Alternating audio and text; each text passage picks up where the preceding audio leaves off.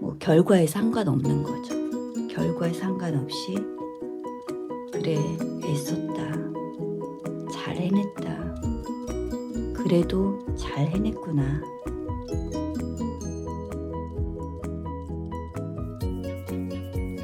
안녕하세요. 비어있는 책의 꾸미입니다. 오늘은 2022년 10월 29일 토요일입니다. 오늘은 250일째 필사를 하는 날입니다.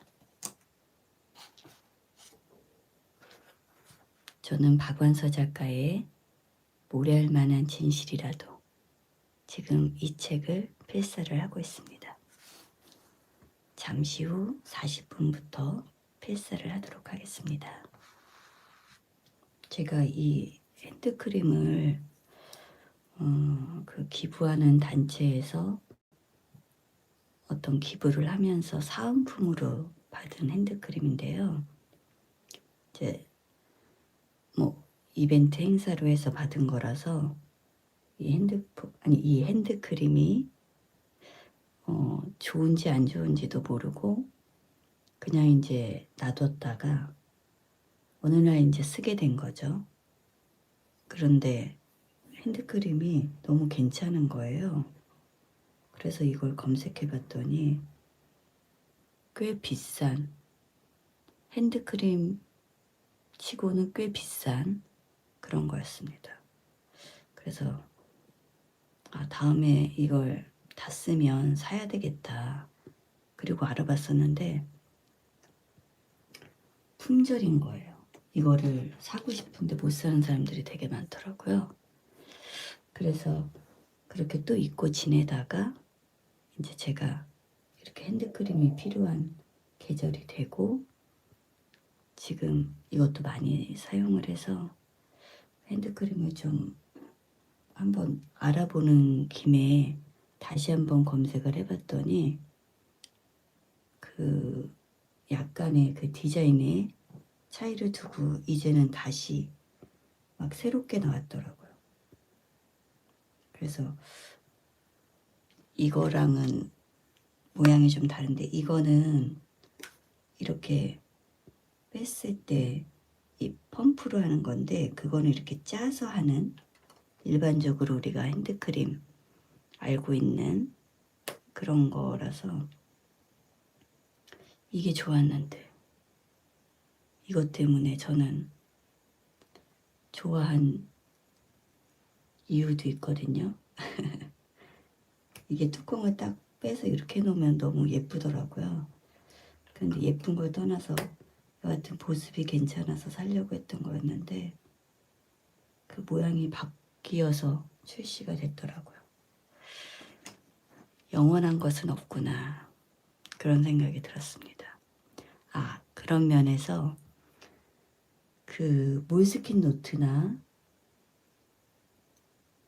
그 다음에 저는 이제 그 모닝 페이지를 쓰는 노트가 미도리 노트인데 그런 것들은 거의 변하지 않죠. 몰스킨 같은 경우는 100년도 넘게 같은 모양을 유지하면서 그렇게 판매를 하고 있는 걸로 제가 기억을 하는데 그런 걸 또 찾는 사람이 있잖아요. 변하지 않는 걸 찾는 사람들. 그 처음에 나왔던 그 모습 그대로이기를 원하는 사람들도 분명히 어느 정도 퍼센테이지가 존재할 텐데 기업 입장에서는 또 굉장한 리스크를 갖고 가야 되고 그걸 좀 버틸 만한 힘이 있어야 되니까 변하지 않는 것을 계속 유지하는 것도 굉장히 어렵구나. 그런 그냥 여러 가지 생각이 많이 들더라고요. 아침에 이렇게 조금 여유 있게 필사를 시작하는 날은 그래도 무슨 얘기를 해야 되나 아주 잠시 고민을 하거든요. 그래서 오늘은 그냥 핸드크림 쓰면서 생각난 거 얘기 봤습니다. 자, 이제 필사할 시간이 되었습니다. 저는 10분간 필사를 할 거고요. 중간에 제가 몇 분이 남았는지 한 번은 말씀해 드릴게요. 자, 시작합니다. 다 썼습니다. 저는 오늘 247쪽 끝까지 썼습니다. 오늘 쓴 내용은 조금 심오한 그런 내용이네요. 그래서 제가 쓰면서 천천히 쓰게 되고 자꾸 생각하게 되고 읽고 또 읽고 이렇게 됐거든요. 그래서 얼마 쓰지를 못했어요. 그런데 그런 글이 저는 좋다고 생각하거든요. 제가 개인적으로 좋아하는 글이 자꾸 생각하게 만드는 그런 글들을 좋아합니다. 굉장히 즐기는 편인데요. 그러니까 어려운 내용을 쓰는 경우가 있잖아요.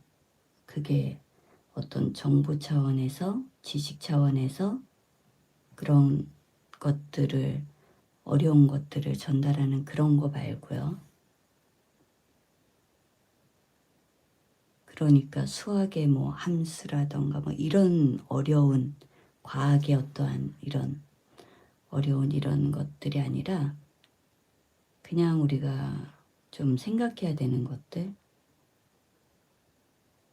깊이 사색할 수 있는 그런 어려운 주제들, 이런 것들에 대해서 책의 작가들 나름대로 자신의 생각들을 글로 이렇게 풀어내시는데 제가 개인적으로 그런 글들을 좋아하는 거죠.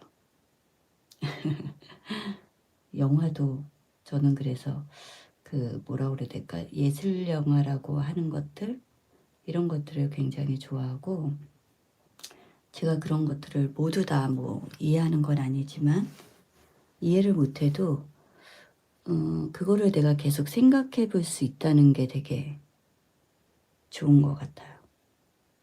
지금 생각해 보면 그 고등학교 때부터 이제 막 영화를 보기 시작을 했었거든요.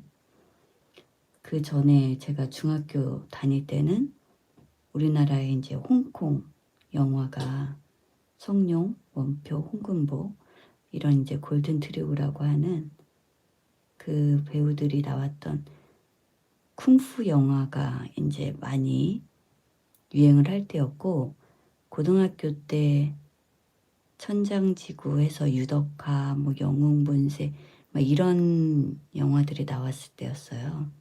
그래서 그게 이제 사람들한테 사랑을 받고 저도 그런 영화를 좋아하게 되면서 영화에 이제 제가 좀 관심을 갖게 되고, 그 이후에 그 예술 영화라고 하는 프랑스 영화들, 그때가 뽕네프의 달이 뽕네프의 연인들이네요. 줄리에트 비노시가 나왔던 영화를 제 친구하고 극장 가서 그걸 봤던 기억이 납니다.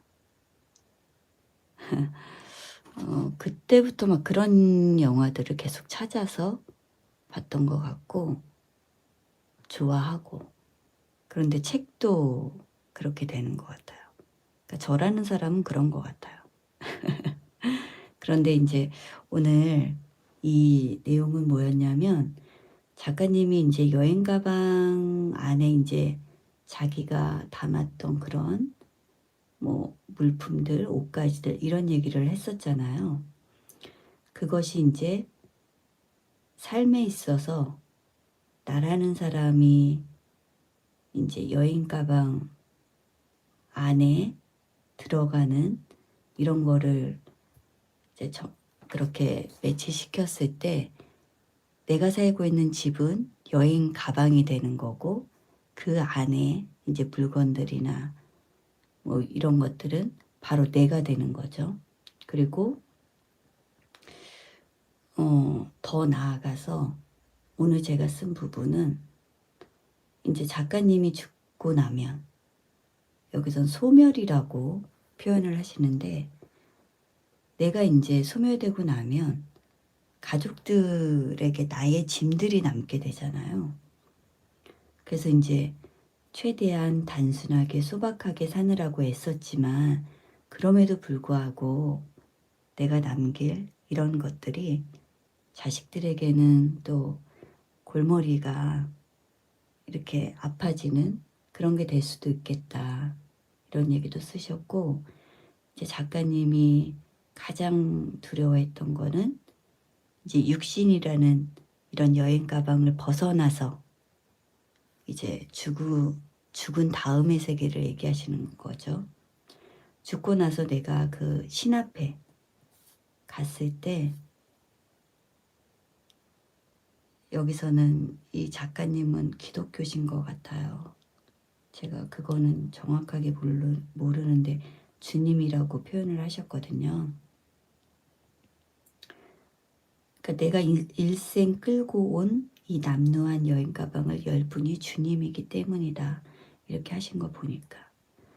그러니까 내가 그냥 그대로 드러나는 거죠. 그래서 허세를 부릴 필요도 없고, 또 눈가림을 하려고 어떤 걸 해도 통하지도 않을 거고, 오히려 더 걱정이 안 되기도 한다고, 이런 것도 쓰셨고, 그냥 이게 저의 전부입니다. 나를 그냥 온전하게 다 내려놓고 보여주는 거죠. 제가 그 며칠 전인가요? 어젠가요? 그 업로드에도, 그러니까 보이기 싫은 나의 모습도 나라는 걸 받아들이면 좀 여유가 생긴다고 이런 걸 했었는데, 그냥 이게 접니다. 그렇게 이제 다 내려놓는 거죠. 다 내려놓고 그대로 나의 모습을 이제 보여주는 거죠. 신에게. 나의 전체를 이제 온전히 드러낸다고 쓰셨는데, 저는 끝말도 너무 좋은 것 같아요. 그렇게 했을 때 나를 온전히, 이게 나의 전부입니다 라고 온전히 드러냈을 때 그분은 혹시 이렇게 나를 위로해 주시지 않았을까? 이렇게 쓰셨어요. 오냐, 그래도 잘 살아냈다. 이제 편히 쉬거라. 제가 오늘 끝으로 쓴 끝줄입니다. 이거는 누구나한테 해당이 될 것 같아요. 그래도 잘 살아냈다. 이제 편히 쉬거라.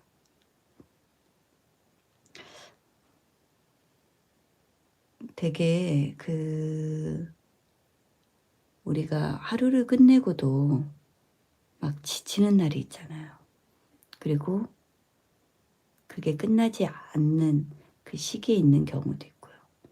근데 이제 어떤 커다란 일을 치르거나 이런 것들이 끝났을 때 누군가 나에게 아우 그래 그래도 잘했다. 아우 너무 고생했어. 이제 좀 편히 쉬어. 이 말 한마디 듣는 게 정말 저는 위로가 되거든요. 그리고 그런 말을 좀 하고 싶고요.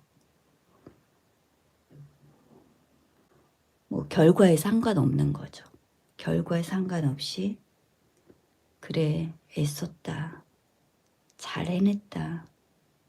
그래도 잘 해냈구나. 이제 좀 쉬어. 이제 편히 쉬어. 이런 말을 서로 좀 주고받는 가족, 친구, 주변의 이웃들. 제가 바로 어제도 저희 그 작가분들 몇 분과 함께 작업하는 게 있었는데, 그게 이제 어제 끝났거든요. 어제도 이제 그 톡방에 그런 것들이 올라간 거예요. 아유, 그동안 고생하셨어요. 이제 좀 쉬세요. 막. 저는 그런 걸 볼 때마다 너무 고맙더라고요. 제 주변에 그런 사람들이 있다는 거, 그리고 그런 말들을 서로 주고받을 수 있는 관계에 제가 또 있다는 거, 모두 다 너무 고맙고 감사하더라고요. 어느 순간부터 제가 그 애썼다는 말을 좀 많이 쓰게 되는데요. 그 말이 우리가 그 어떤 고마운 말을 전할 때, 그 힘든 일에 대한, 노동에 대한 그런 고마움을 전할 때 수고했어, 수고하셨습니다, 이런 말을 많이 했었잖아요. 그런데 이제 그 수고했다는 말 자체는 너가 지금 한 고생을 계속 해 라는 그런 의미도 포함되어 있다는 어떤 제가 글을 읽었었거든요. 그래서 그 다음부터는 그 저보다 나이가 많으신 분들한테 그런 말을 못 하겠는 거예요. 그리고 이제 저보다 이제 어린 친구들이 무언가를 하고 있을 때 우리는 이제 수고해 라는 말을 하죠. 그런데 그거는 이제 일이 끝나지 않은 상태에서 앞으로도 더 이제 남은 일을 해야 되기 때문에 수고해란 말을 하는 건데, 이제 지금처럼 일이 다 끝나고 모든 게 마무리됐을 때 그 애를 썼다, 그 표현밖에는 제가 적당한 거를 못 찾아서 저는 이제 그 말을 좀 쓰게 되더라고요. 그런데 저절로 되는 게 없고 또 누군가의 노력이 당연한 것도 없잖아요. 누군가는 수고를 하는 거기 때문에 그 부분에 대해서 애를 쓰셨습니다, 애쓰셨습니다, 고맙습니다, 이런 인사들을 서로 건네야 된다고 생각을 하고요. 그래야만이 될 것 같다는 생각도 듭니다. 좀 얘기가 깊어졌네요. 오늘 여러분 토요일이고요. 토요일이라서 주말이니까 행복하게 편히 쉬실 분들도 계실 거고, 또 방금 전에 일을 나간 저의 가족처럼 토요일인데도 불구하고 일을 나가는 분들도 계실 거라고 생각합니다. 모두 어느 곳에 있든 조금 따뜻하고 행복한 기운이 있는 그런 곳에 있으시길 바라겠습니다. 여러분 오늘도 좋은 하루 되시고요.